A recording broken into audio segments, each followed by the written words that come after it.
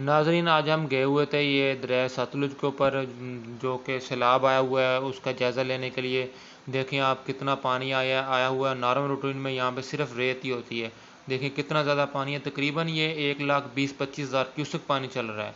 अब ये देखें, दूसरी साइड पे हम गए हैं, उस साइड से भी ये पानी इतना ही ज़्यादा है, बहुत ज़्यादा पानी है, तकरीबन 11 फुट पानी चल रहा है।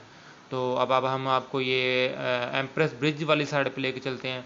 तो ये वाली साइड पे भी बिल्कुल यहाँ पे खुश्की ही होती है, रेत होती है, लेकिन इतना ज़्यादा पानी है।